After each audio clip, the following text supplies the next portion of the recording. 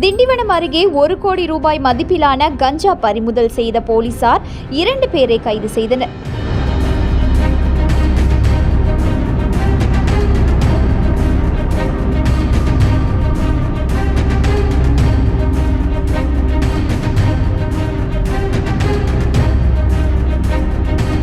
திண்டிவனம் அடுத்த பாதிரி கிராமத்தில் அருகே உள்ள சென்னை திருச்சி தேசிய நெடுஞ்சாலையில் மாவட்ட காவல் கண்காணிப்பாளர் தீபக் சிவாஜ் உத்தரவின் பேரில் காவல் துணை கண்காணிப்பாளர் சுரேஷ் பாண்டியன் தலைமையில் போலீசார் தீவிர வாகன சோதனையில் ஈடுபட்டனர்.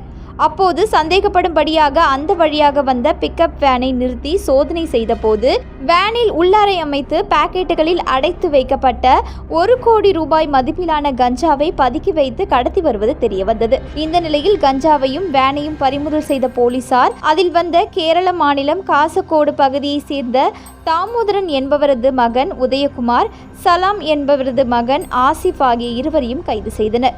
இது குறித்து தகவல் அறிந்து சம்பவ இடத்திற்கு வந்த மாவட்ட காவல் கண்காணிப்பாளர் தீபக் சிவாஜ், கஞ்சா எங்கிருந்து வருகிறது, யாருக்கு சப்ளை செய்யப்படுகின்றது, விழுப்புரம் மாவட்டத்தில் யாரேனும் முக்கிய குற்றவாளிகள் உள்ளனரா உள்ளிட்ட பல்வேறு கோணங்களில் தீவிர விசாரணையில் ஈடுபட்டனர். பின்பு இருவர் மீது வழக்கு பதிவு செய்து நீதிமன்ற காவலுக்கு அனுப்பி வைக்கப்பட்டனர். திண்டிவனம் அருகே பிக்கப் வேனில் கடத்தி வரப்பட்ட 1 கோடி ரூபாய் மதிப்பிலான கஞ்சாவை போலீசார் பறிமுதல் செய்த சம்பவம் அப்பகுதியில் பெரும் பரபரப்பை ஏற்படுத்தியுள்ளது.